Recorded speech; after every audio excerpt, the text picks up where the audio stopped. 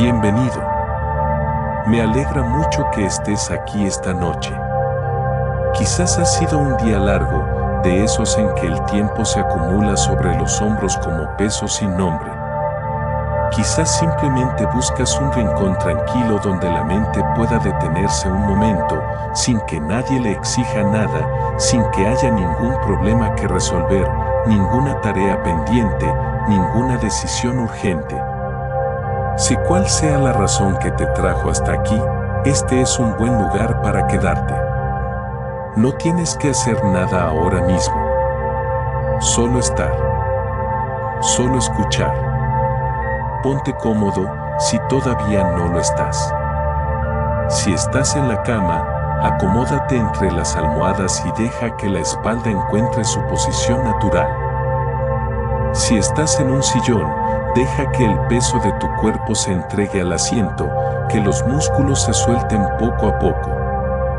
Cierra los ojos si quieres, o déjalos entreabiertos, sin forzar nada en ninguna dirección. Respira despacio. Inhala con calma, dejando que el aire entre sin prisa, llenando los pulmones desde abajo hacia arriba. Y exhala con aún más lentitud, dejando salir el aire como si soltaras algo que ya no necesitas cargar. Una vez más.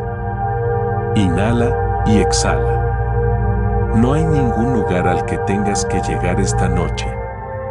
Este espacio es tuyo y el tiempo aquí es tuyo también.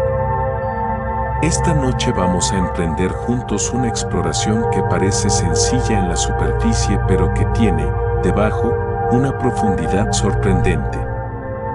Vamos a hablar de plantas, de hojas y raíces, de suelo y silencio, de tiempo lento y mundos invisibles. Pero también vamos a hablar de algo más amplio que todo eso.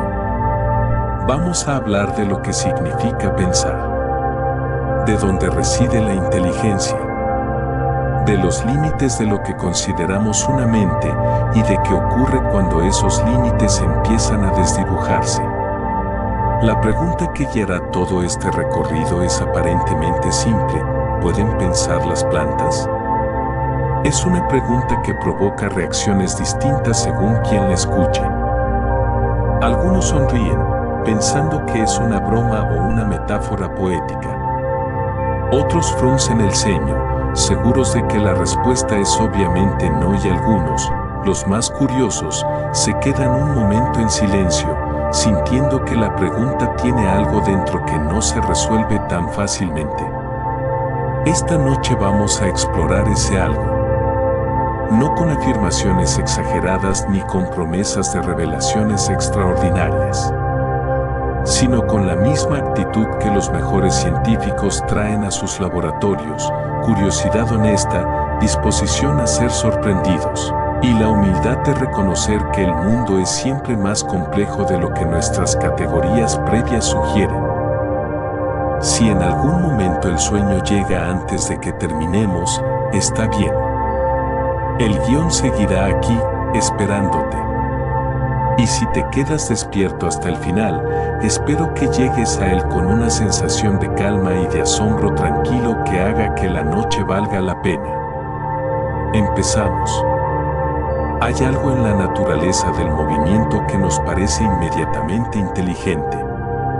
Cuando observamos a un gato acechar a su presa, podemos ver en ese cuerpo en tensión la suma de miles de cálculos silenciosos: el ángulo del viento, la distancia al objetivo, la textura del suelo bajo las patas, la probabilidad de éxito si salta ahora versus si espera un momento más. No es pensamiento consciente en el sentido en que nosotros lo experimentamos, o al menos no podemos afirmarlo con certeza. Pero es algo que reconocemos instintivamente como inteligente, como deliberado. Cuando vemos a una bandada de estorninos moverse en el cielo al atardecer, cambiando de forma en ondas fluidas sin que ningún pájaro individual parezca liderar el movimiento, algo en nosotros siente que ahí hay algo que vale la pena entender. Una inteligencia distribuida. Una coordinación sin coordinador visible. El movimiento nos parece pensamiento. La acción nos parece decisión. Y durante siglos, esa asociación fue tan natural, tan intuitiva, que nadie se detuvo a cuestionarla. Pero hay una pregunta que emerge si uno se toma el tiempo de formularla con cuidado. ¿Qué tipo de inteligencia podría existir en la quietud? Las plantas no se mueven de la forma en que los animales nos hemos acostumbrado a llamar movimiento. No siguen a sus presas por el bosque. No huyen del peligro corriendo. No buscan pareja ni migran hacia climas más favorables. Están ancladas al suelo desde el primer momento en que sus raíces tocan la tierra y allí permanecen durante días, años, décadas, siglos en el caso de algunos árboles. Y sin embargo, las plantas han colonizado prácticamente cada hábitat disponible en la superficie de este planeta. Crecen en grietas de roca a 3000 metros de altitud. Sobreviven en desiertos donde no llueve durante años. Proliferan en los fondos de lagos, en las costas batidas por el oleaje, en las sombras densas de los bosques tropicales donde apenas llega la luz. Se han adaptado a condiciones que harían imposible la vida de la mayoría de los animales. Y lo han hecho sin cerebro, sin sistema nervioso, sin ninguna de las estructuras que nosotros asociamos automáticamente con la capacidad de adaptarse al mundo. Eso, por sí solo, ya es una pregunta. ¿Cómo? ¿Cómo hace un organismo sin cerebro para navegar un mundo tan variable, tan impredecible, tan lleno de amenazas y oportunidades cambiantes?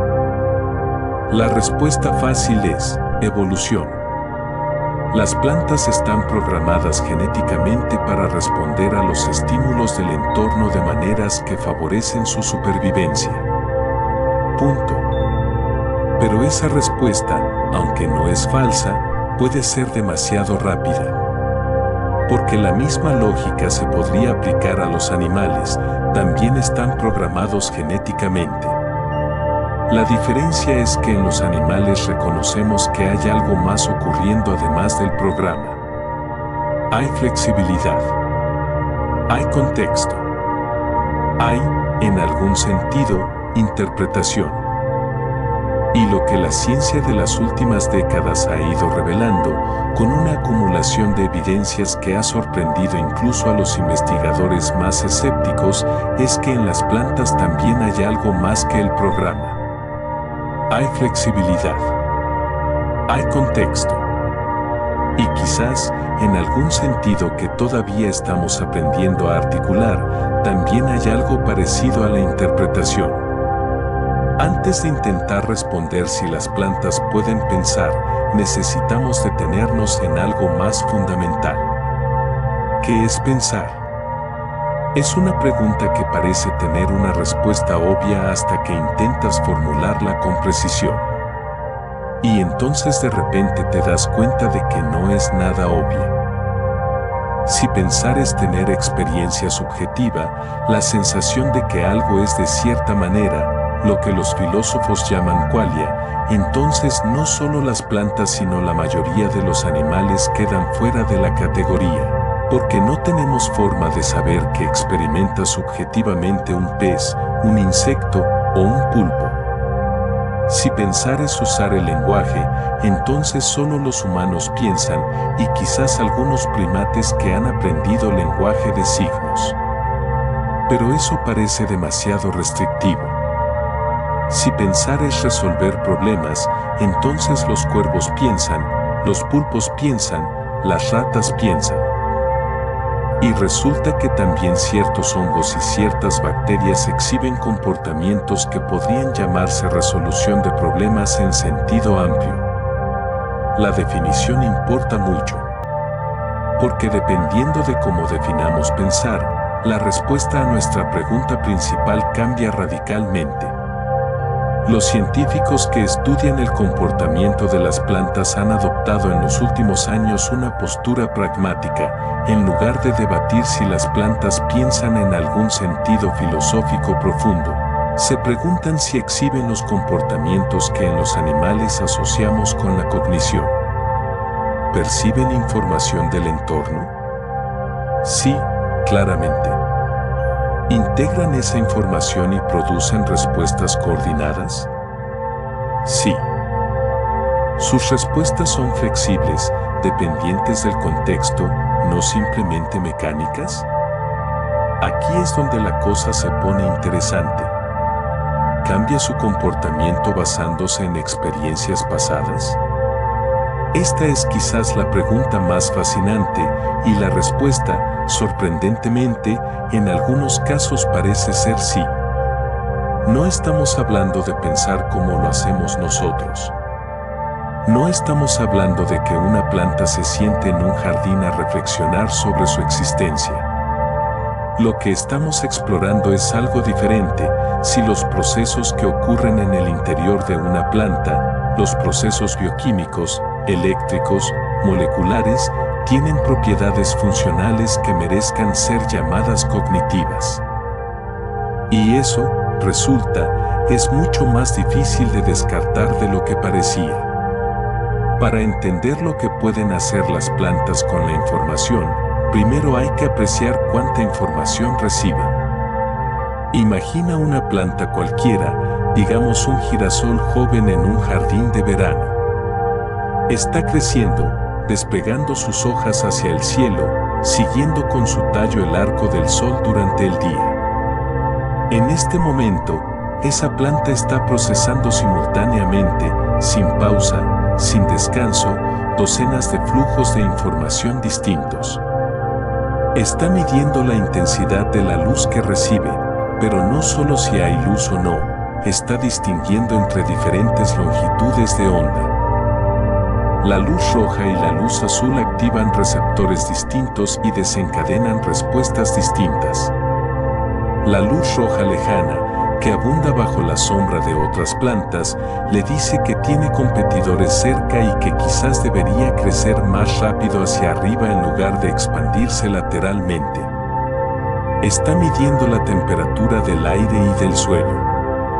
Pequeños cambios de temperatura a lo largo del día le dan información sobre el ciclo circadiano, sobre la estación del año, sobre si se acerca el otoño o si todavía hay meses de crecimiento por delante.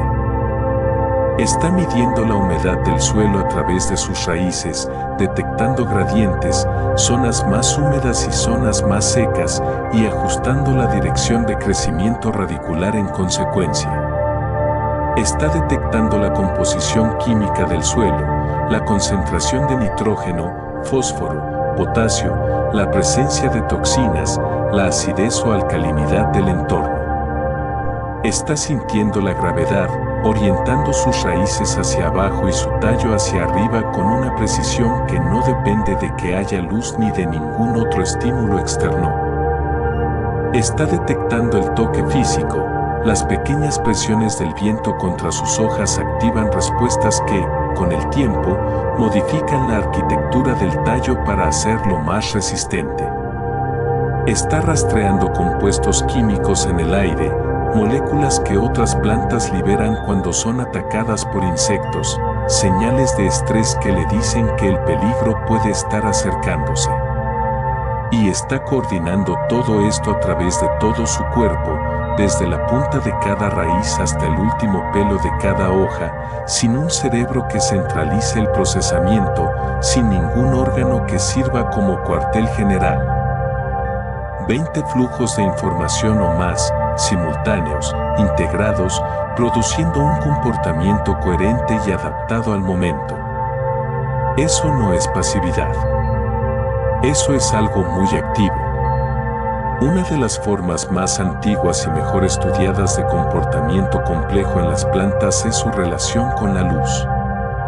El fototropismo, la tendencia de los tallos a crecer hacia la luz y de las raíces a crecer alejándose de ella, fue uno de los primeros comportamientos vegetales en ser estudiados científicamente. Charles Darwin y su hijo Frances le dedicaron años de trabajo paciente y meticuloso en el siglo XIX, y sus observaciones sentaron las bases de lo que hoy sabemos. Pero incluso el fototropismo, que parece simple en su descripción básica, resulta ser mucho más matizado cuando se mira de cerca. No todas las partes de una planta responden a la luz de la misma manera. Los tallos jóvenes se doblan hacia la luz. Las raíces, en general, se alejan de ella. Algunas hojas se orientan perpendicularmente a la luz para maximizar la captura solar. Otras, cuando hay demasiada luz intensa, se orientan paralelamente para reducir el calor y la evaporación. Esta diferencia de comportamiento entre partes distintas del mismo organismo ante el mismo estímulo requiere coordinación. Requiere que haya señales que informen a cada parte de qué están haciendo las otras partes. Requiere, en cierto sentido, que haya comunicación interna. Y esa comunicación existe. Se realiza principalmente a través de hormonas vegetales, moléculas que se producen en un lugar y viajan a través de los tejidos conductores de la planta para modificar el comportamiento en otro lugar. La auxina es quizás la más importante de estas hormonas. Se produce principalmente en las zonas de crecimiento activo y viaja hacia abajo a través del tallo. Lo que hace, específicamente, es promover la elongación celular. Las células en presencia de auxina se alargan más. Y cuando la luz viene de un lado, la auxina se redistribuye hacia el lado opuesto, haciendo que las células de ese lado se alarguen más y curven el tallo en dirección a la luz. Es un mecanismo elegante, pero es solo el comienzo. Las plantas también rastrean la luz a lo largo del tiempo. El fenómeno del fotoperiodismo, la capacidad de detectar la duración relativa del día y la noche, es uno de los mecanismos más sofisticados del reino vegetal. Muchas plantas no florecen simplemente cuando hace calor o cuando hay suficiente agua, florecen cuando la duración del día o de la noche alcanza una proporción específica que señala el momento adecuado del año. Algunas plantas requieren noches largas para florecer, son las llamadas plantas de día corto, aunque técnicamente lo que miden es la duración de la oscuridad, no de la luz. Si se interrumpe la noche con un breve destello de luz, no florecen aunque la duración total del día sea la correcta. Otras plantas requieren noches cortas, son las plantas de día largo, típicas de primavera y verano. Este mecanismo no es una respuesta pasiva al calendario. Es un sistema activo de medición del tiempo, que funciona incluso cuando las temperaturas o las condiciones del suelo serían adecuadas para la floración, pero el momento del año no lo es. La planta está, en cierto sentido, usando la duración de la noche como un reloj para orientarse en el tiempo. Y los relojes, cualquier sistema que mide el tiempo, son uno de los indicadores más claros de que un organismo tiene una representación interna del mundo exterior. Los relojes circadianos de las plantas merecen un momento de atención especial, porque son una de las estructuras más fascinantes de toda la biología. Casi todos los organismos vivos en la Tierra, desde las bacterias hasta los humanos, tienen alguna forma de reloj circadiano interno, un mecanismo molecular que oscila con un periodo de aproximadamente 24 horas, permitiendo al organismo anticipar los ciclos del día y la noche en lugar de simplemente reaccionar a ellos. En las plantas, este reloj está formado por un bucle de retroalimentación de genes y proteínas que se activan e inhiben mutuamente en ciclos. No es metáfora, es una máquina molecular que late en cada célula de la planta, marcando el tiempo con una precisión sorprendente. Lo más notable del reloj circadiano de las plantas es que funciona incluso en oscuridad total y en temperatura constante. Si colocas una planta en una habitación sin luz, sin cambios de temperatura, sin ninguna señal externa que le indique qué hora es, el reloj sigue funcionando. Las hojas se orientan como si hubiera luz aunque no la haya. Los estomas se abren y cierran en su ritmo habitual. Los genes de la fotosíntesis se activan antes del amanecer esperado. Esto significa que el reloj no es simplemente una respuesta a los cambios del entorno. Es una representación interna del tiempo, una predicción del mundo exterior codificada en la bioquímica de la planta. Y esa predicción se ajusta. Si durante varios días la luz llega un poco más tarde de lo habitual, el reloj se reentrena gradualmente, acercando su fase al nuevo patrón. Si el día de repente cambia drásticamente, como cuando viajamos entre zonas horarias, el reloj tarda varios ciclos en adaptarse, lo que en los humanos llamamos jet lag. Las plantas también lo experimentan a su manera.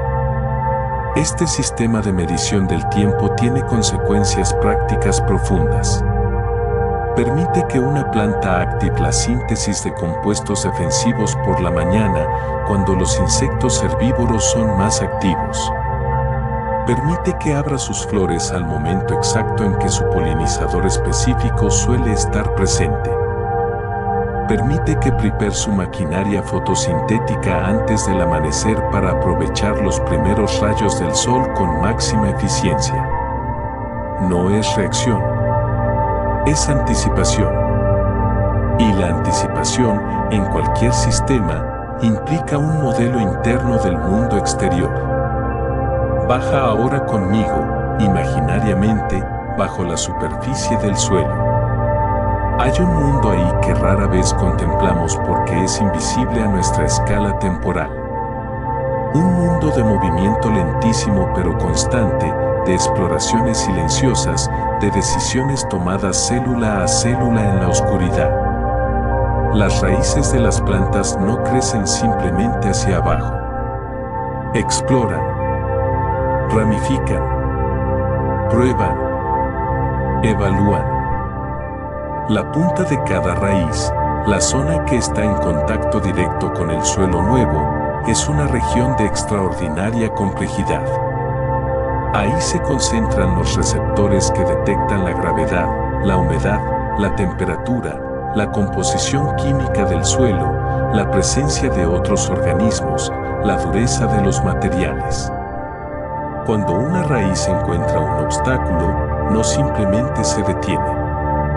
Cambia de dirección, busca una ruta alternativa y si la encuentra, la sigue.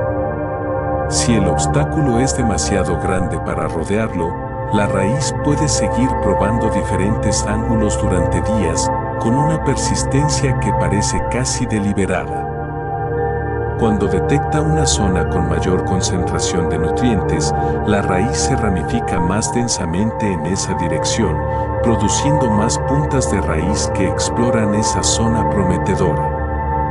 Es una forma de aumentar el esfuerzo donde la recompensa es mayor. Cuando detecta concentraciones de sal que serían dañinas si penetraran en los tejidos, la raíz evalúa. Si los nutrientes en esa zona son suficientemente atractivos para compensar el riesgo, puede continuar creciendo hacia allí pero activando mecanismos de excreción de sal. Si no lo son, se retira. Eso es evaluación de coste-beneficio. No requiere conciencia para ocurrir, pero tampoco es un simple reflejo mecánico. Depende de múltiples variables simultáneas. Depende del contexto global de la planta, no solo del estímulo local. Hay experimentos diseñados para explorar esta capacidad de evaluación en las raíces. En uno de ellos, investigadores crearon compartimentos de suelo con diferentes combinaciones de nutrientes y salinidad y observaron cómo las raíces de plantas de Arabidopsis exploraban el espacio disponible.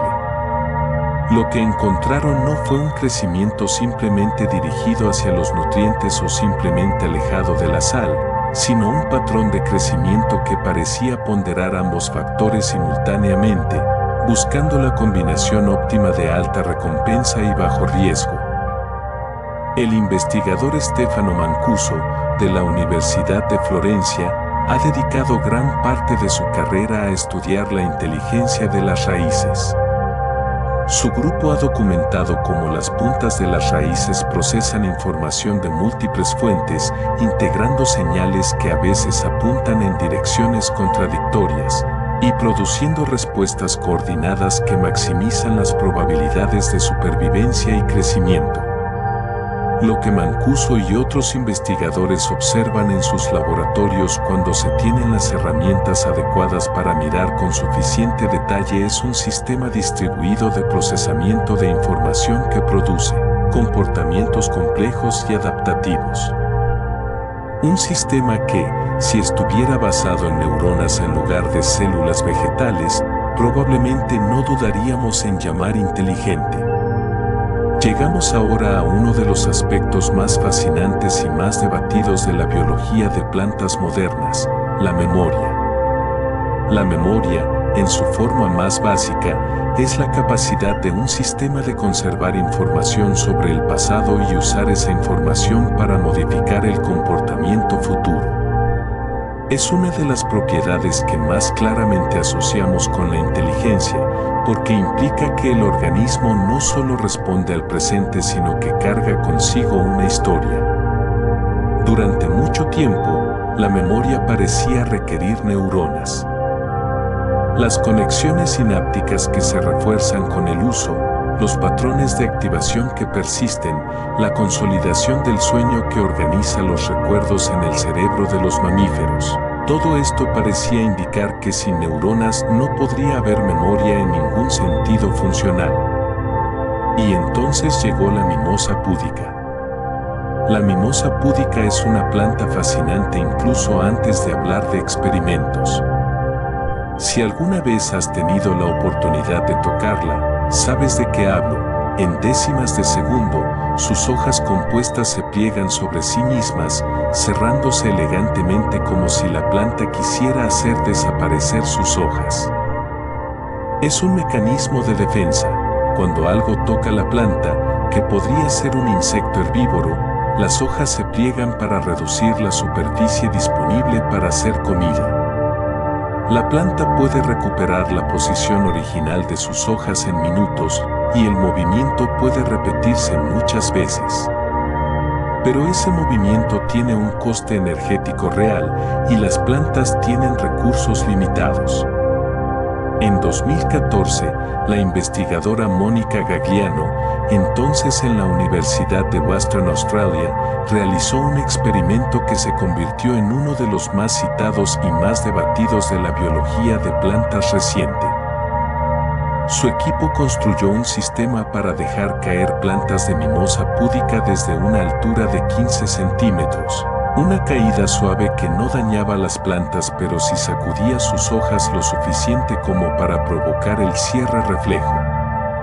Al principio, exactamente como se esperaba, cada caída provocaba el cierre inmediato de las hojas. Luego repitieron la caída. Una vez, 2 veces, 10 veces, 20 veces, 50 veces, 150 veces. Y algo empezó a cambiar. Las plantas dejaron de cerrar sus hojas. No todas de golpe, sino gradualmente, a lo largo de las repeticiones, las hojas permanecían abiertas aunque la caída ocurriera.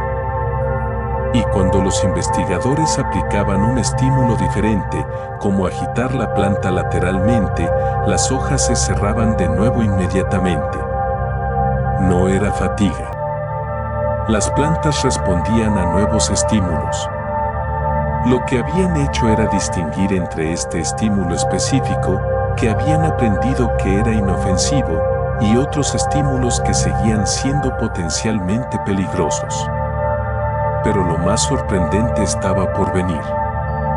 4 semanas después, sin ninguna repetición adicional del experimento, Gagliano volvió a dejar caer las plantas. Y las plantas que habían aprendido que la caída era inofensiva seguían sin cerrar sus hojas. Las que habían crecido sin exposición previa cerraban las suyas. 4 semanas de retención de información. Sin neuronas. Sin sinapsis. Sin ninguna estructura que reconozcamos como memoria. ¿Cómo es posible? La respuesta está en la bioquímica interna de la planta. Las células vegetales pueden almacenar información en forma de cambios persistentes en la expresión génica, en el estado de fosforilación de proteínas, en la distribución de iones a través de las membranas celulares. Estos cambios no desaparecen cuando el estímulo desaparece, permanecen codificados en la química de la célula como una huella del pasado. No es memoria neuronal, pero es memoria en un sentido funcional completamente real. El experimento de Gaggiano fue debatido intensamente. Algunos investigadores cuestionaron aspectos metodológicos. Otros señalaron que se necesitaban más réplicas independientes. La ciencia funciona así, y esas críticas son legítimas y necesarias. Pero los datos existen, y la discusión que han generado ha empujado a toda una generación de biólogos de plantas a hacerse preguntas que antes nadie se hacía. La memoria es interesante. Pero quizás aún más intrigante es la posibilidad del aprendizaje asociativo. El aprendizaje asociativo, la capacidad de conectar dos eventos que no están intrínsecamente relacionados y usar esa conexión para predecir el futuro, es uno de los mecanismos cognitivos más fundamentales que conocemos. Está en la base del famoso condicionamiento clásico de Pavlov. Su perro aprendió a asociar el sonido de una campana con la llegada de comida y eventualmente salivaba ante la campana sola. Es un mecanismo poderoso porque permite a los organismos anticipar el futuro basándose en patrones del pasado, incluso cuando los dos elementos del patrón no tienen ninguna conexión causal directa. Y Mónica Gaggiano volvió a encender la polémica con un experimento aún más ambicioso. Esta vez usó plantas de guisante, Pisum sativum, y un laberinto en forma de I. El diseño era simple, la planta crecía desde el centro del laberinto y tenía que elegir uno de los dos brazos. Antes de la fase de entrenamiento, una corriente de aire suave precedía siempre a la llegada de luz por el mismo brazo del laberinto. Durante el entrenamiento, aire y luz llegaban siempre por el mismo lado. En la fase de prueba, las plantas recibían solo el aire, sin luz.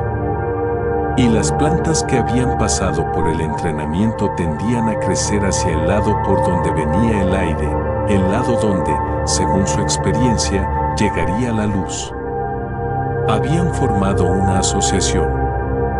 Habían conectado el estímulo neutro del aire con el estímulo relevante de la luz y usaban esa conexión para predecir dónde estaría la recompensa. Eso es, en terminología de psicología experimental, condicionamiento clásico. El mismo tipo de aprendizaje que se considera una de las formas más básicas de cognición en los animales. ¿Y estaba ocurriendo en una planta?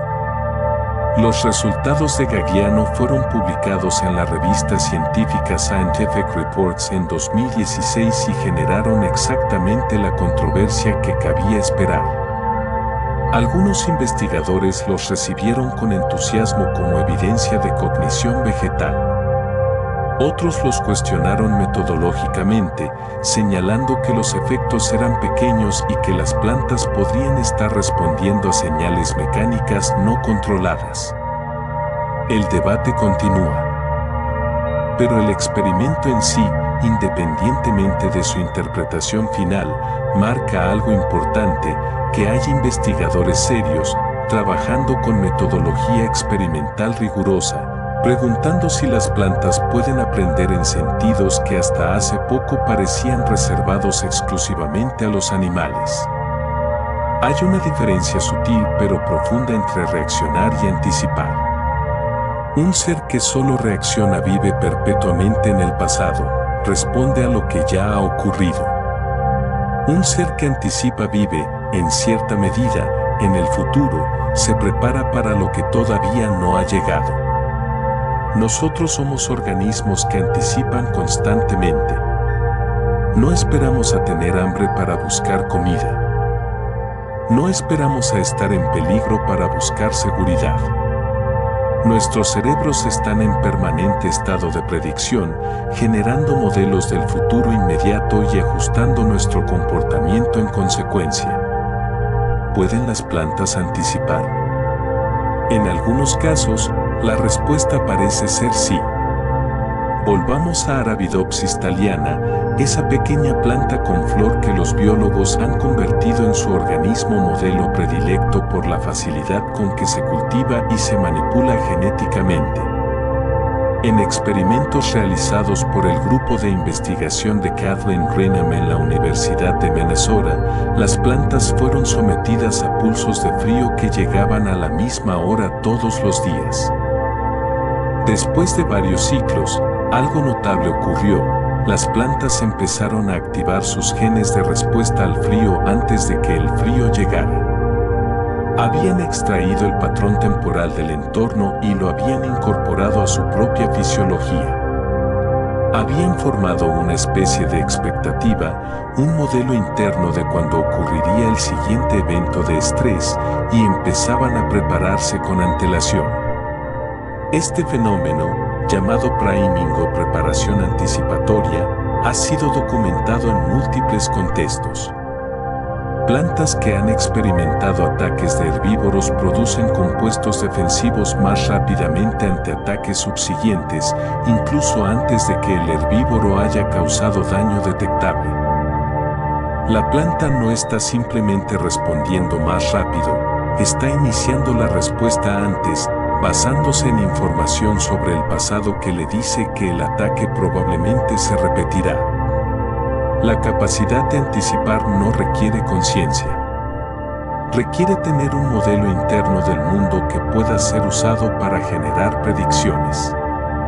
Y ese modelo, en las plantas, está codificado en la bioquímica celular, en los patrones de expresión génica, en el estado de los sistemas de señalización hormonales. Es un tipo de predicción diferente a la nuestra. Más lenta, más distribuida, más íntimamente entretejida con el cuerpo físico de la planta. Pero predicción al fin y al cabo. Imagina estar parado en medio de un prado en un día de verano.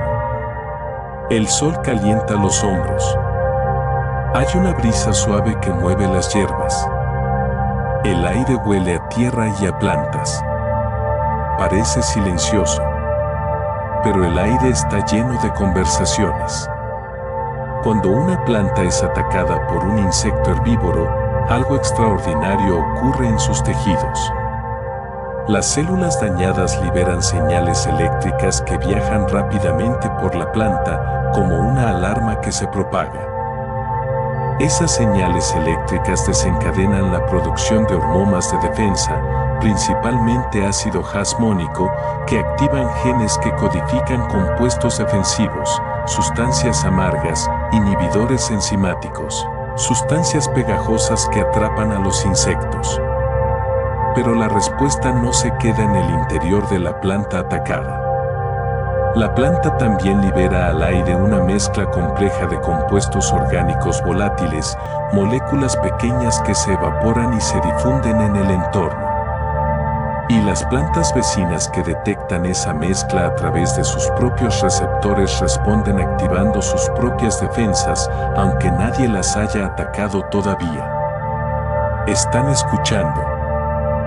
Están respondiendo a información que viene del exterior.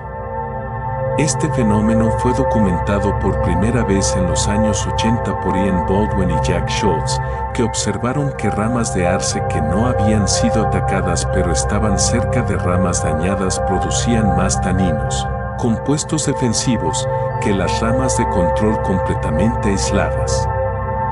El artículo que publicaron fue recibido con considerable escepticismo, porque la idea de que las plantas se comunicaban entre sí parecía demasiado extraordinaria. Pero los experimentos se replicaron, se refinaron. Y hoy sabemos que la comunicación química aérea entre plantas es un fenómeno real, documentado en docenas de especies en condiciones controladas de laboratorio y en campo. Lo que hace que este fenómeno sea especialmente fascinante es la especificidad de los mensajes. Una planta que es atacada por un insecto masticador libera una mezcla química diferente a la que libera cuando es atacada por un insecto chupador como un pulgón. La mezcla cambia también según el tipo específico de insecto. Hay estudios que muestran que el maíz puede liberar diferentes combinaciones de volátiles según la especie de oruga que lo está comiendo. Y esas diferentes mezclas tienen diferentes efectos sobre los vecinos. Algunos compuestos atraen a los predadores naturales del herbívoro. Otros activan específicamente las defensas contra hongos pero no contra insectos. Otros preparan a las plantas vecinas para un tipo específico de ataque. No son señales de alarma genéricas. Son mensajes con contenido específico que producen respuestas específicas en los receptores. Si eso no es comunicación, al menos es su equivalente funcional. Quiero llevarte ahora al lugar que me parece más evocador de todo este territorio, el mundo invisible que existe debajo del suelo de cualquier bosque. Las raíces de los árboles están conectadas a hongos a través de relaciones simbióticas que los biólogos llaman micorrizas, del griego mico, hongo, y riza, raíz. Estas asociaciones son antiguas.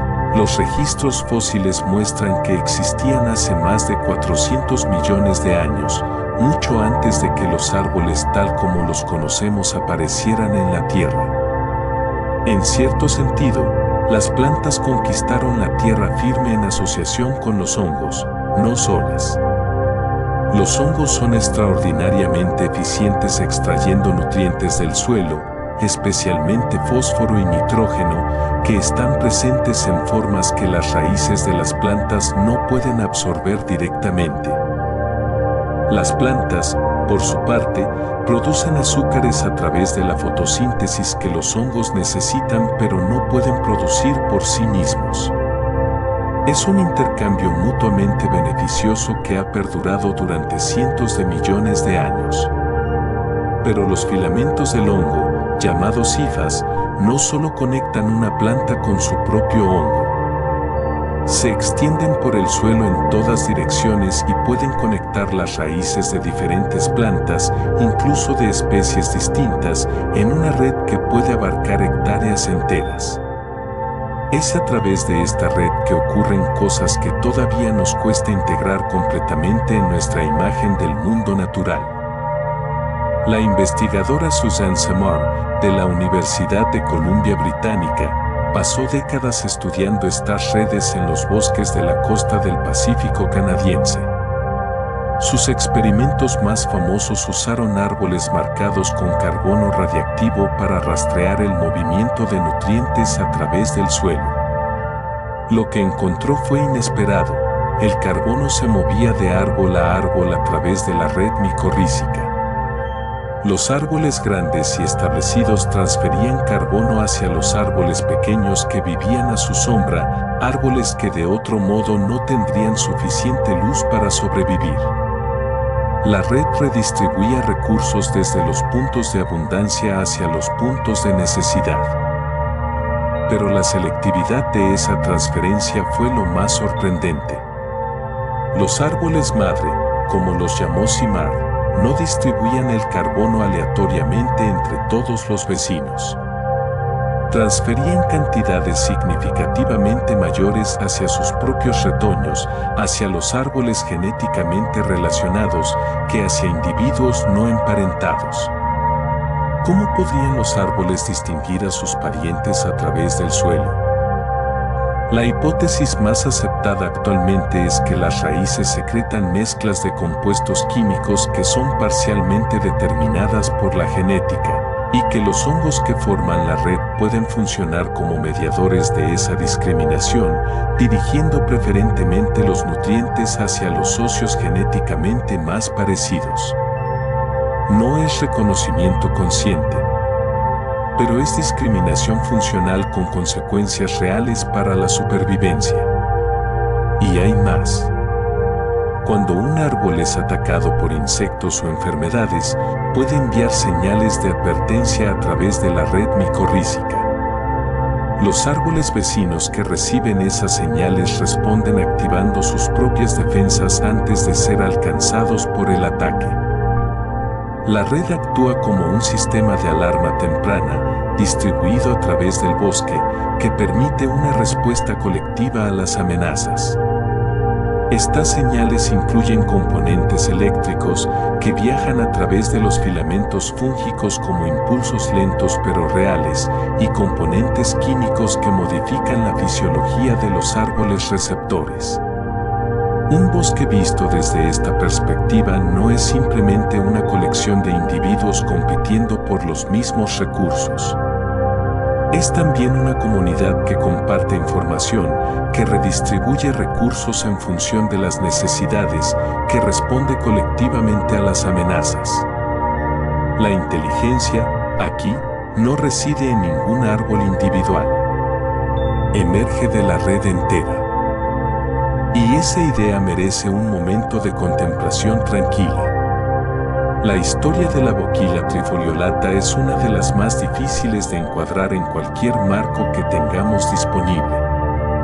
Esta enredadera crece en los bosques lluviosos del sur de Chile y Argentina.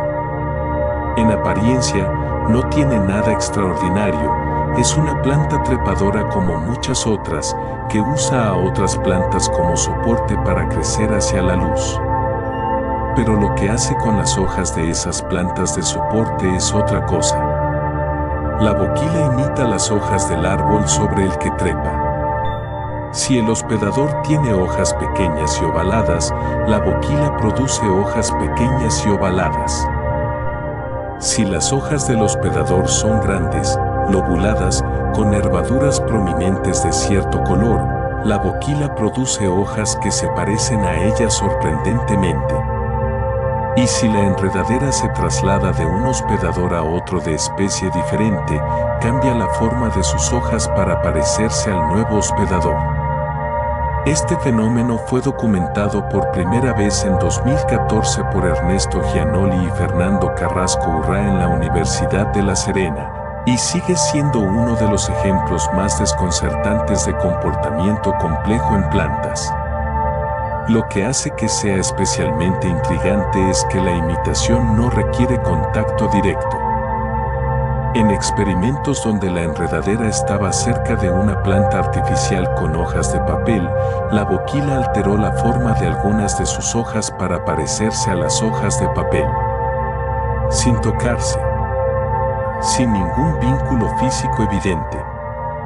¿Cómo obtiene la información la planta? La hipótesis más explorada actualmente involucra compuestos volátiles que el hospedador libera, señales químicas que la boquilla podría usar para deducir la forma de las hojas vecinas. Pero esta hipótesis tiene problemas. Las hojas artificiales de papel no liberan ningún compuesto orgánico significativo.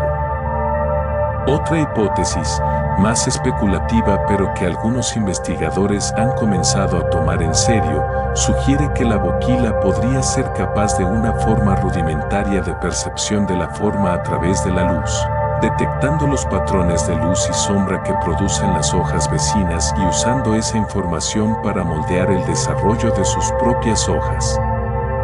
Eso sería, en esencia, una forma primitiva de visión.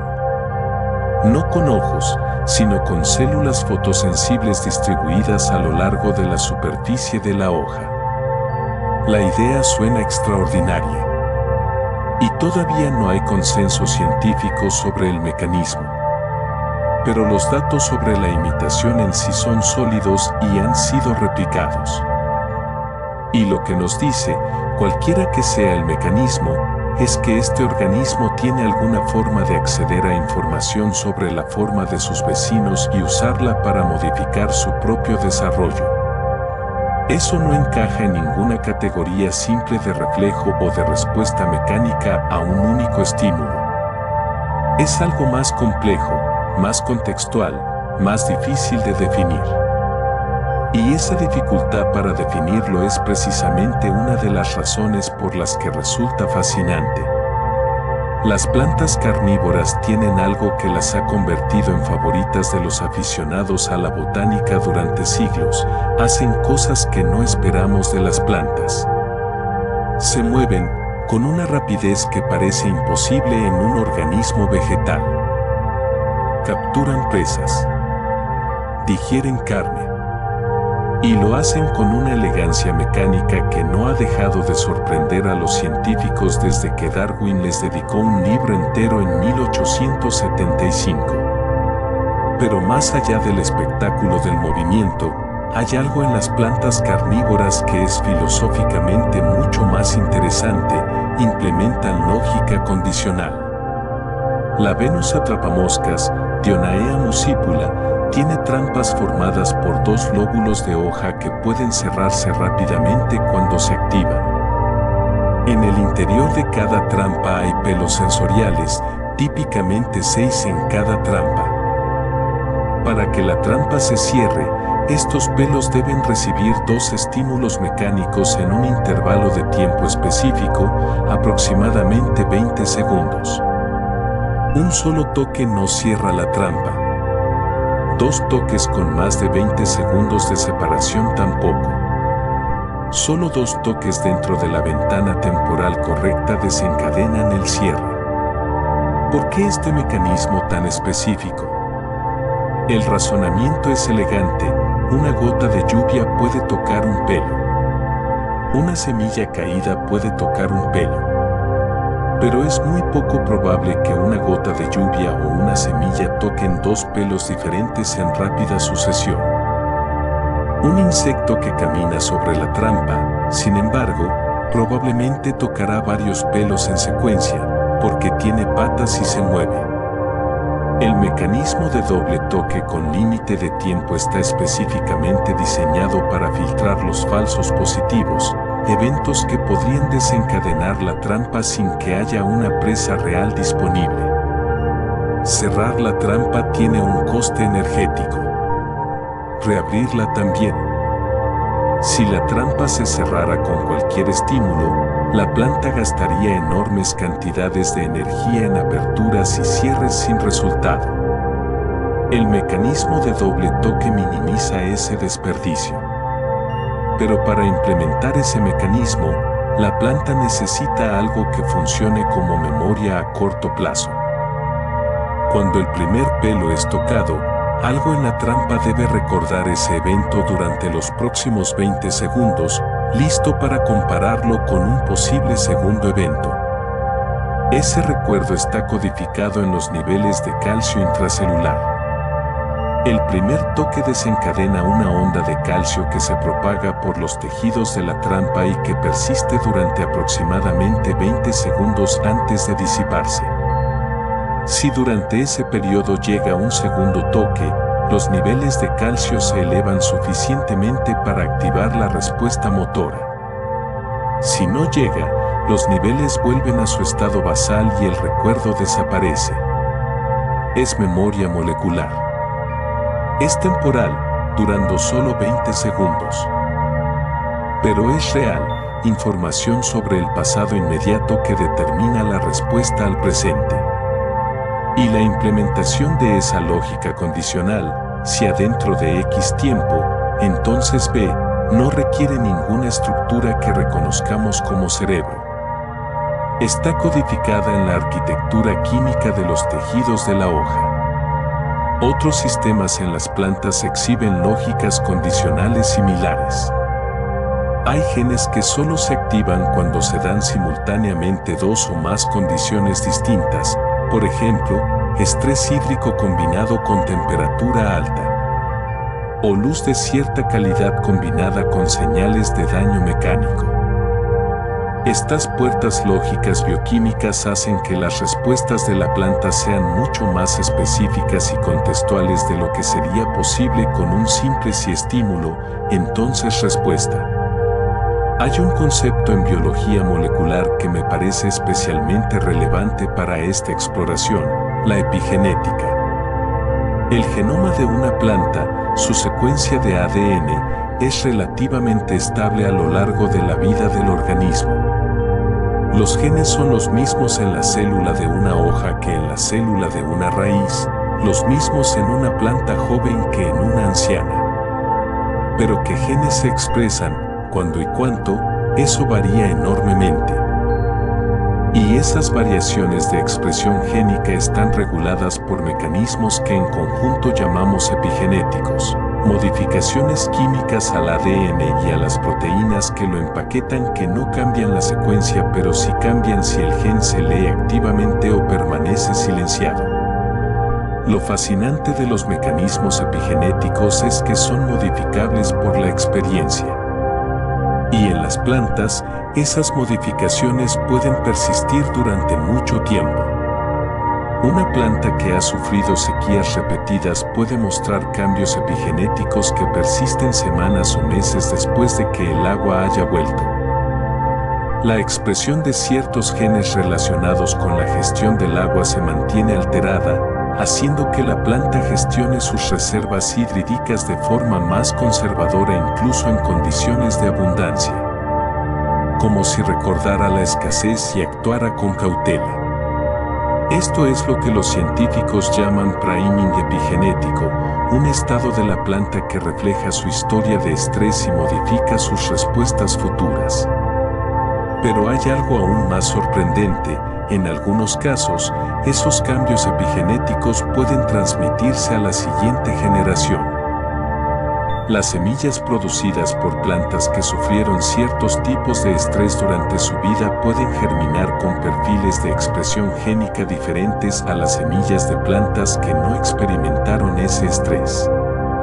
Y esos perfiles modificados pueden proporcionar a la siguiente generación una mayor preparación para enfrentar el mismo tipo de estrés que experimentaron sus padres.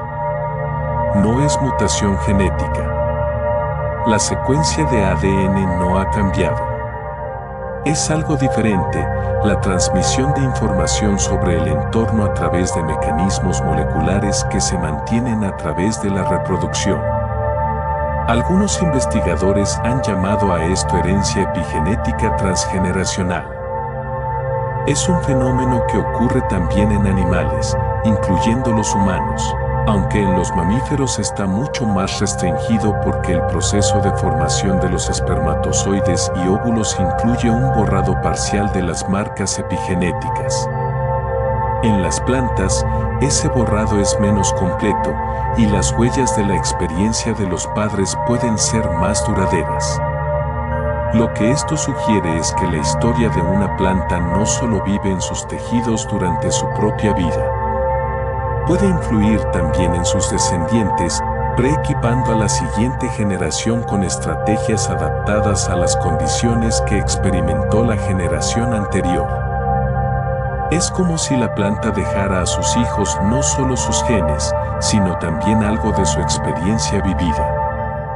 Hay un aspecto del comportamiento de las plantas que me parece especialmente evocador desde un punto de vista filosófico, la capacidad de distinguir a los parientes de los extraños. En los animales, el reconocimiento de parientes tiene bases bien estudiadas: el olfato, el oído, la visión, el aprendizaje temprano. Los pájaros reconocen a sus polluelos, los leones a sus crías, los humanos a sus familias. En las plantas, durante mucho tiempo se asumió que ese tipo de discriminación era simplemente imposible. Sin sistema nervioso, sin sentidos en ningún sentido convencional, ¿cómo podría una planta distinguir a un vecino pariente de un vecino extraño? Y entonces llegaron los experimentos. En una serie de estudios publicados entre 2007 y 2012, investigadores canadienses trabajando con la planta Caquile edentula, un cohete de mar que crece en playas arenosas, documentaron algo inesperado.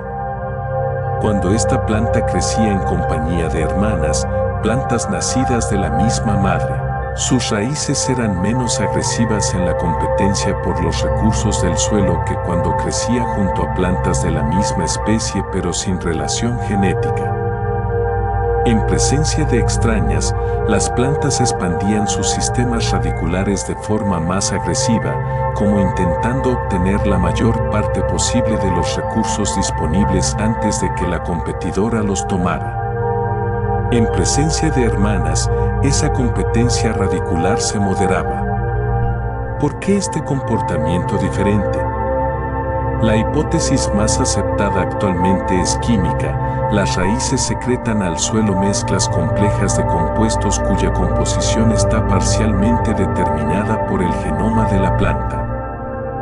Plantas emparentadas secretan mezclas más similares, y esa similitud podría funcionar como una especie de señal de identidad que la planta vecina detecta y usa para ajustar su comportamiento competitivo. Estudios más recientes han documentado fenómenos similares en otras especies. Algunas plantas parecen inhibir su germinación cuando están cerca de hermanas, posiblemente para no competir por los mismos recursos que una planta que comparte sus genes.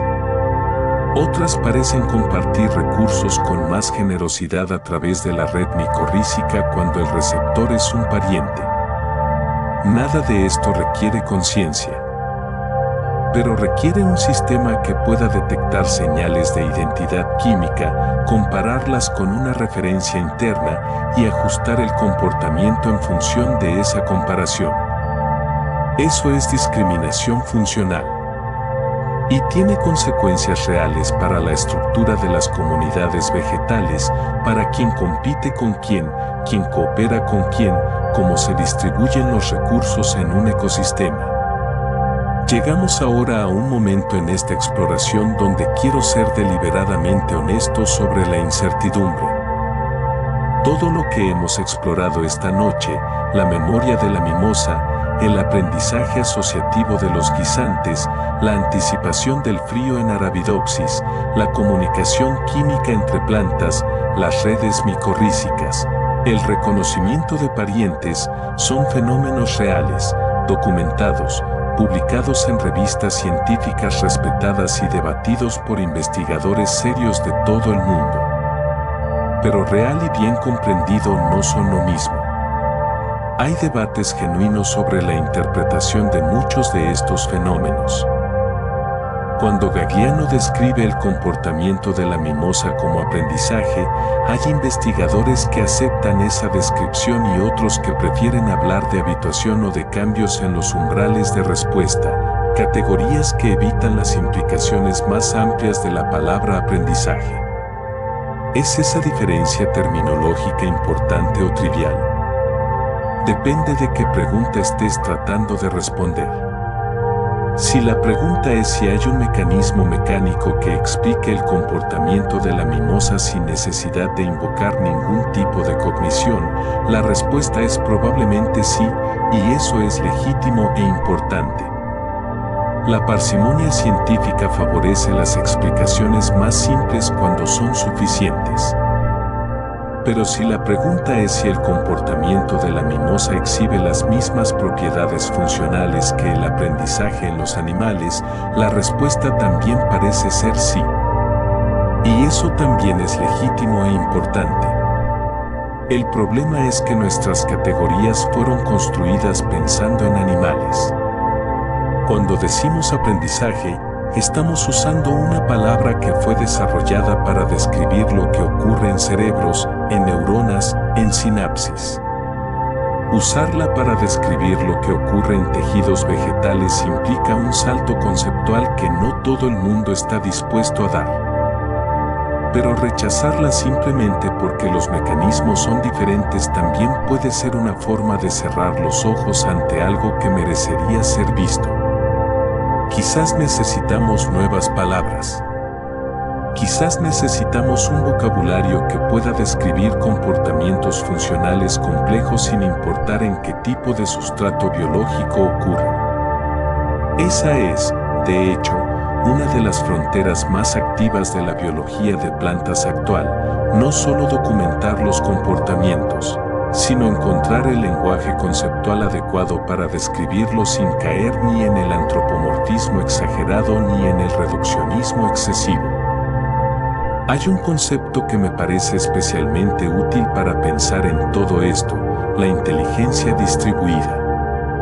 En la mayoría de los sistemas que reconocemos como inteligentes, la inteligencia está centralizada.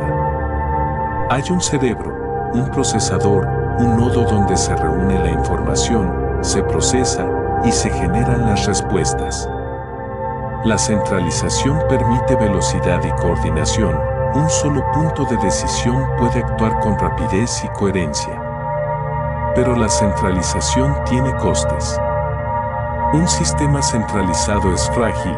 Si el centro falla, todo falla. Y tiene limitaciones de escala. Hay un límite a cuánta información puede procesar un único centro simultáneamente. Los sistemas distribuidos funcionan de manera diferente.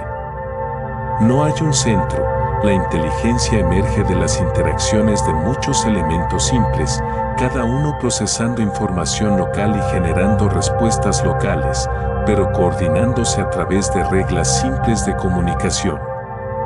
Las colonias de hormigas son un ejemplo clásico. Ninguna hormiga individual entiende el comportamiento global de la colonia. Pero la colonia en conjunto exhibe comportamientos sorprendentemente sofisticados: optimización de rutas, gestión de recursos, defensa coordinada, división del trabajo. Esa inteligencia emerge de las interacciones de miles de individuos simples. Las plantas son, en este sentido, sistemas distribuidos llevados al extremo. No hay ningún punto en una planta donde se centralice el procesamiento de información. Cada célula es un procesador local. Cada raíz es un explorador independiente. Cada hoja gestiona su propio microclima. Y sin embargo, la planta en conjunto exhibe comportamientos coherentes y adaptativos que requieren algún nivel de coordinación. Esa coordinación se logra a través de señales químicas y eléctricas que se propagan por los tejidos de la planta. Las hormonas que viajan desde las zonas de crecimiento hacia el resto de la planta. Los impulsos eléctricos que recorren los vasos conductores cuando hay daño. Las ondas de calcio que se propagan de célula en respuesta a estímulos mecánicos. La velocidad de esa comunicación es mucho menor que la de los impulsos nerviosos en los animales. Pero para las escalas de tiempo en que viven las plantas, es suficiente. Y el resultado es un tipo de inteligencia que es inherentemente robusta. Si pierdes una hoja, las otras compensan. Si dañas una raíz, las otras ajustan su exploración. Si bloqueas una vía de comunicación, otras pueden servir de alternativa. Una planta no tiene un talón de Aquiles cognitivo. Su capacidad de respuesta está distribuida por todo su cuerpo, como un sistema diseñado para funcionar aunque parte de él sea destruido. Hay algo hermoso en eso. Una de las cosas que más me gusta de la ciencia honesta es su disposición a reconocer los límites de su propio conocimiento. En el campo de la neurociencia y la cognición animal, después de décadas de investigación intensa, seguimos sin entender cómo la actividad de las neuronas produce la experiencia subjetiva. Como el movimiento de iones a través de membranas celulares da lugar a la sensación de ver el color rojo, o al sentimiento de nostalgia, o a la conciencia de existir. Es el problema difícil de la conciencia, como lo llamó el filósofo David Chalmers, y es tan difícil que algunos piensan que puede ser irresoluble con los métodos científicos actuales. En el campo de la biología de plantas, los límites del conocimiento son diferentes pero igualmente reales. Sabemos que las plantas perciben el mundo. Sabemos que integran esa percepción y producen respuestas coordinadas. Sabemos que en algunos casos esas respuestas dependen de la historia de la planta, no solo de su estado actual. Sabemos que se comunican entre sí a través de señales químicas y eléctricas. Y sabemos que forman redes con otros organismos que exhiben propiedades emergentes sorprendentes. Lo que no sabemos, y quizás nunca podamos saber con seguridad, es si hay alguna forma de experiencia subjetiva involucrada. Si hay algo que es ser una planta, en el sentido filosófico. Algunos investigadores, como František Baluka y Stefano Mancuso, argumentan que las plantas tienen algo análogo a la conciencia, o al menos a formas muy primitivas de ella. Otros, la mayoría, consideran que esa afirmación va mucho más allá de lo que los datos actuales permiten sostener. Ambas posiciones tienen algo de verdad. Los datos de los comportamientos son reales y son fascinantes. Las afirmaciones sobre la conciencia subjetiva, por ahora, carecen de evidencia directa. Esa tensión entre lo que sabemos y lo que queremos saber, entre los datos y sus interpretaciones, es exactamente donde vive la ciencia mientras hace su trabajo. Y en ese espacio vivo y activo de la incertidumbre honesta hay algo profundamente satisfactorio si uno está dispuesto a sentarse con la incomodidad de no tener respuestas definitivas. Hay una paradoja hermosa en todo esto. Hemos pasado décadas, siglos, tratando de entender la inteligencia estudiando el cerebro humano y luego el de los mamíferos y luego el de otros vertebrados. Hemos construido modelos, teorías, tecnologías, todo basado en la idea de que la inteligencia tiene una forma particular, centralizada, rápida, basada en conexiones eléctricas entre neuronas especializadas. Y ahora, mirando a los organismos que durante milenios consideramos los menos inteligentes del mundo vegetal, estamos empezando a ver que esa imagen puede ser demasiado estrecha.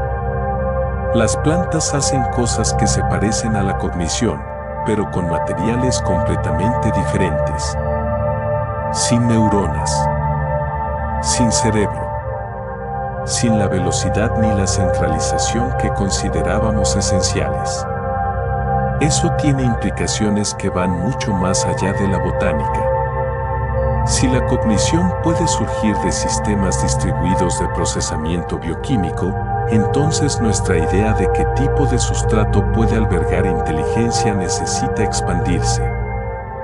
Si la memoria puede existir en gradientes moleculares en lugar de en conexiones sinápticas, entonces nuestra definición de memoria necesita ser revisada. Si la anticipación puede ocurrir sin conciencia explícita, entonces la anticipación y la conciencia son cosas más separadas de lo que pensábamos. La inteligencia, sugiere el estudio de las plantas, puede no ser una propiedad de los cerebros. Puede ser una propiedad de los sistemas organizados de una cierta manera, independientemente de en qué sustrato estén implementados.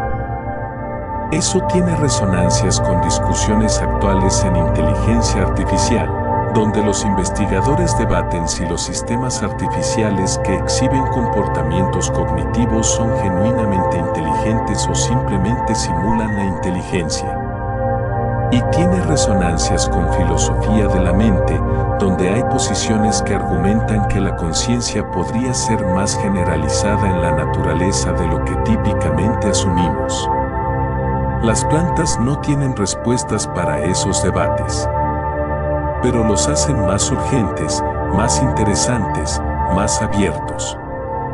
Vivimos en un mundo que valora la velocidad. Valoramos las respuestas rápidas, las decisiones inmediatas, el procesamiento en tiempo real. Nuestras tecnologías se diseñan para ser más rápidas en cada generación. Nuestra cultura premia a quienes piensan rápido sobre quienes piensan despacio.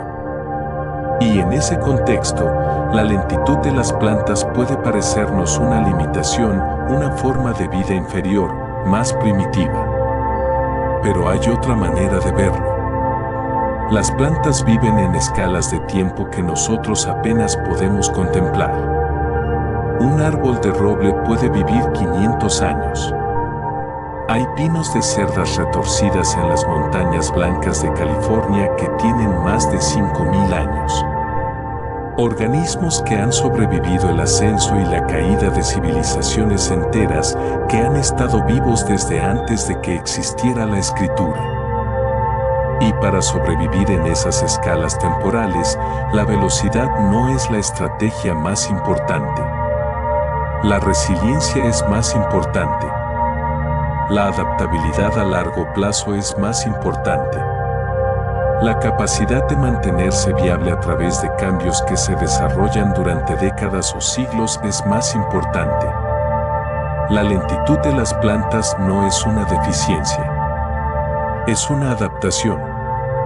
Es la expresión de una estrategia diferente, en lugar de reaccionar rápido, responder profundamente. En lugar de actuar antes de pensar, integrar antes de actuar. Y esa estrategia ha demostrado, a lo largo de 400 millones de años de historia evolutiva, ser extraordinariamente exitosa. Hay algo que podemos aprender de eso. En un mundo que nos empuja constantemente hacia la velocidad, hacia la reacción inmediata, hacia el scroll y el siguiente estímulo y la siguiente notificación, quizás hay valor en recordar que algunas formas de procesar el mundo son más lentas pero no menos profundas. Quizás hay sabiduría en la raíz que tantea antes de comprometerse. En la hoja que espera antes de abrirse. En el árbol que guarda energía durante el invierno para el verano que no ha llegado todavía. Esta noche hemos viajado por territorios que van desde la biología molecular hasta la filosofía de la mente, desde los experimentos de laboratorio hasta la contemplación de bosques nocturnos.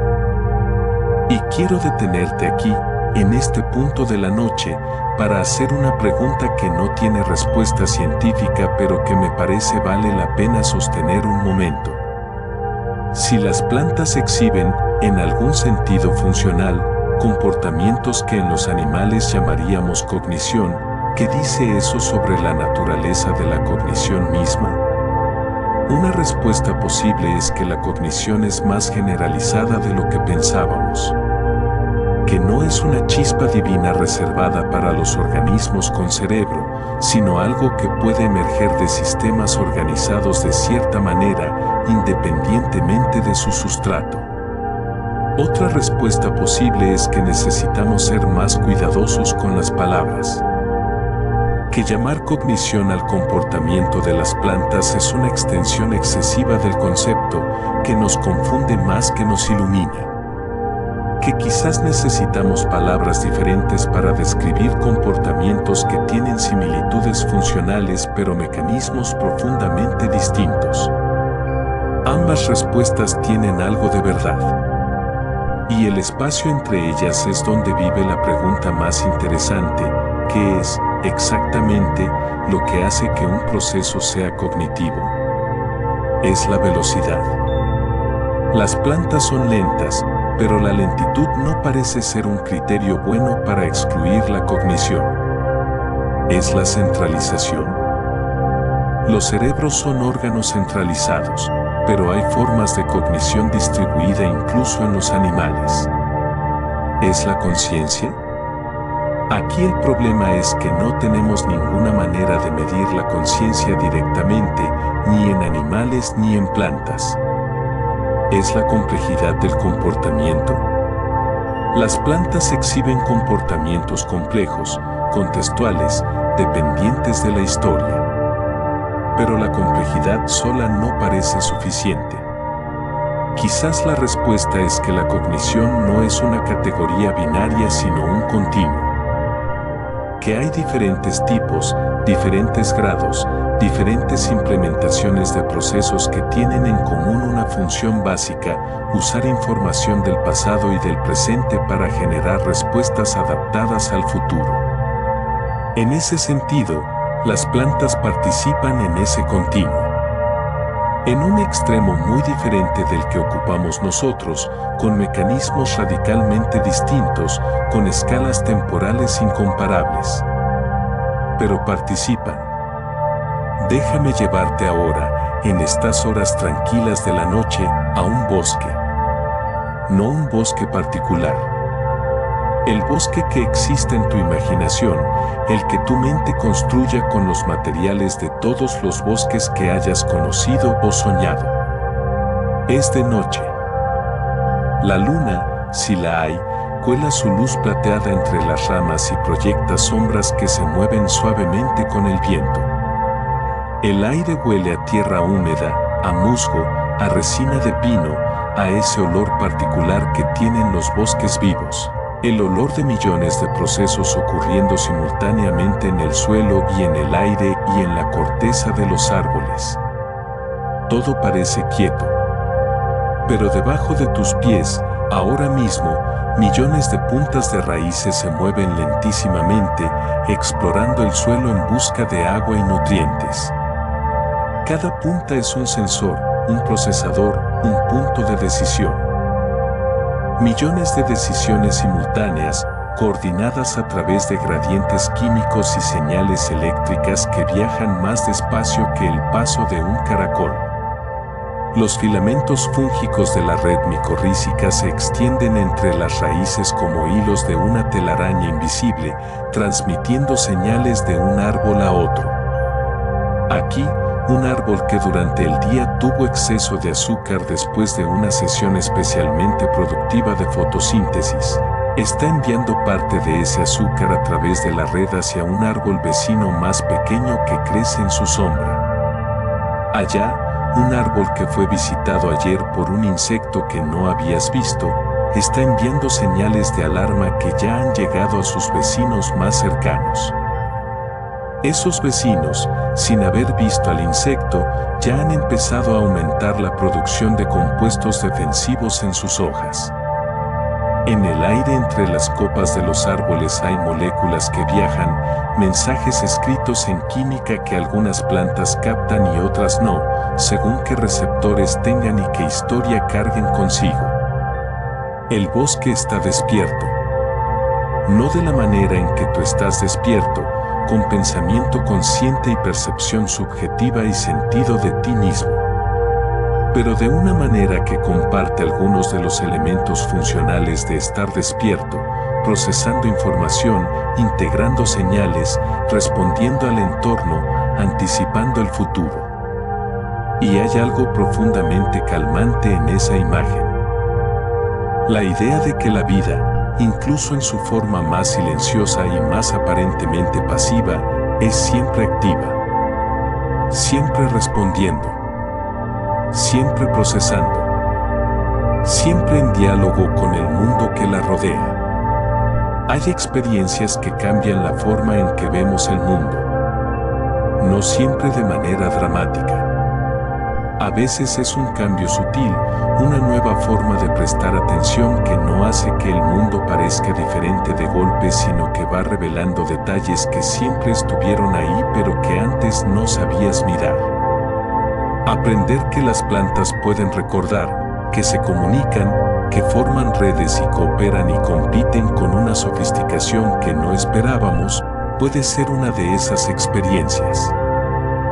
La próxima vez que camines por un bosque, quizás algo en la forma en que ves los árboles cambie un poco. Quizás donde antes veías paisaje, veas algo más parecido a una comunidad. Donde antes veías objetos estáticos, veas procesos dinámicos ocurriendo en una escala de tiempo diferente a la tuya.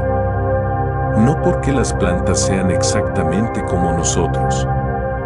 No porque tengan mente en el sentido en que tú tienes mente, sino porque participan, a su manera, en algo más parecido a la vida activa de lo que habíamos imaginado. Y eso, me parece, merece cierto respeto. una atención diferente. Quizás una relación diferente con el mundo vegetal que nos rodea y del que dependemos mucho más de lo que habitualmente recordamos. Respiramos el oxígeno que producen.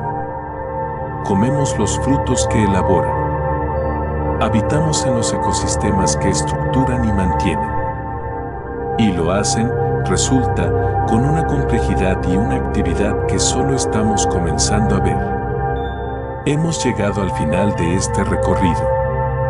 Hemos hablado de raíces que exploran y evalúan en la oscuridad del suelo, de plantas que recuerdan estímulos pasados y ajustan sus respuestas en consecuencia, de relojes moleculares que marcan el tiempo incluso en ausencia de luz, de redes subterráneas que conectan árboles de distintas especies y transmiten recursos y señales a través de kilómetros de tierra, de plantas que distinguen a sus parientes de sus extraños, de Venus atrapamoscas que implementan lógica condicional en sus tejidos, de bosques que responden colectivamente a las amenazas.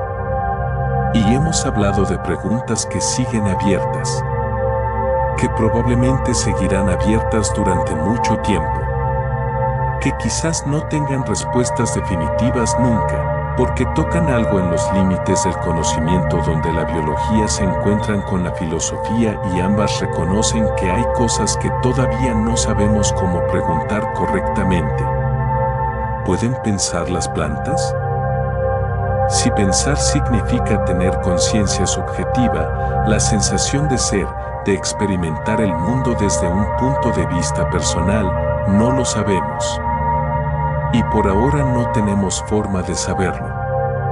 Si pensar significa procesar información del entorno, integrarla y ajustar el comportamiento de manera contextual y dependiente de la historia, entonces algo parecido al pensamiento ocurre en las plantas, con mecanismos diferentes, en escalas de tiempo diferentes, sin el tipo de centralización que nosotros asociamos con la mente, pero con una complejidad funcional que, una vez que uno se detiene a mirarla con atención, resulta ser extraordinariamente rica. Quizás la respuesta más honesta es esta: no lo sabemos del todo, pero lo que sí sabemos es suficientemente fascinante como para cambiar la forma en que vemos el mundo vegetal. Y quizás, al cambiar esa mirada, también cambia un poco la forma en que entendemos qué es la inteligencia, qué es la mente, qué tipo de formas puede tomar la vida activa y procesadora de información. Eso me parece suficiente por esta noche. Más que suficiente. Deja que la respiración se vuelva ahora más lenta, más profunda.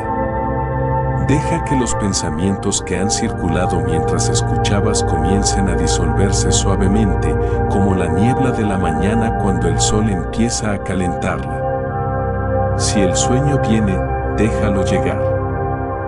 Imagina, si quieres, ese bosque nocturno. Las raíces moviéndose despacio bajo la tierra.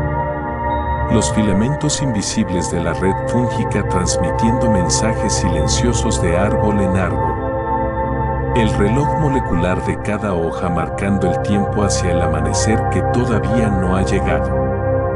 Un mundo vivo, activo, procesador, que existe en un tempo completamente diferente al tuyo pero que comparte contigo el mismo planeta, el mismo suelo, el mismo aire.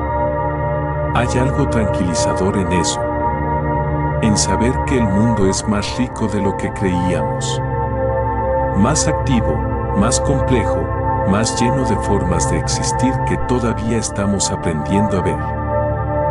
El mundo continuará mañana con toda su complejidad y toda su lentitud y todos sus misterios intactos.